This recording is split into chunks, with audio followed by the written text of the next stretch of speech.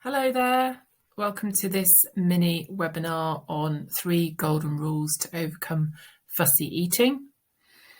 You're probably a parent watching this to a fussy child, and I would love to help support you going from feeling frustrated and stressed about their fussy eating to feeling a lot more calm and happier they're eating better at meal times.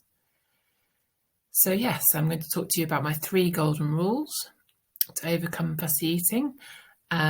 Before I start, I'm just going to tell you a little bit about me. So I'm Penelope Henderson. I'm a registered nutritionist in public health, and I specialise in children's nutrition. I've been a nutritionist for over 12 years, and I have a master's in nutrition, and I'm also a trained facilitator and health coach. And absolutely love working with families, supporting parents to help make change, particularly in fussy eating. So let's begin. So these are the 3 golden rules that I'm going to talk about. The first one is about exposure to new foods. The second golden rule is about role modelling. And the third is about pressure and how not to apply pressure around eating. So let's talk a little bit more detail about these. If we look at exposure first, we know that eating needs to be learnt. It's not something that children just can do.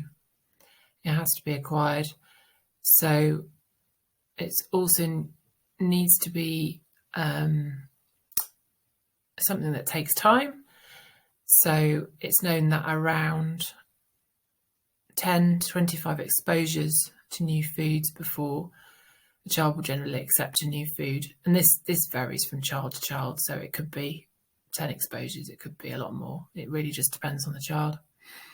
So the only way to do this is to expose them and give them the opportunities to try new foods. We often think of this at meal times, which is a great opportunity, but I think it's also a brilliant opportunity to do it outside of meal times. So when I say that, I mean, playing with food, exposing them food, any opportunity you can. This could be outside, inside, not just cooking, but as I said, playing with food or doing any activities around food. So they're exploring food with their senses.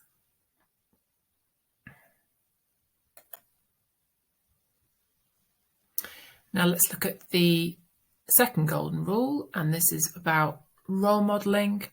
And this is where children basically learn to eat through watching others eating.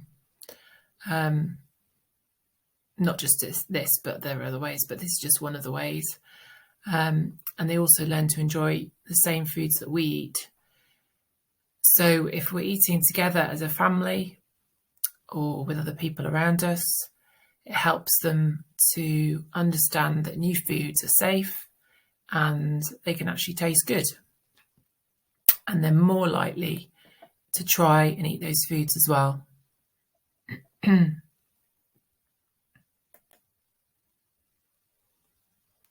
And then the third golden rule is around pressure.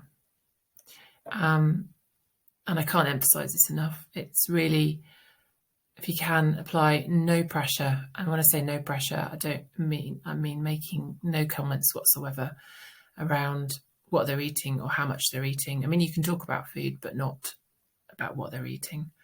Just because research shows that they're more likely then to try foods and they're more likely to eat how much they want to eat rather than us applying pressure to them around eating.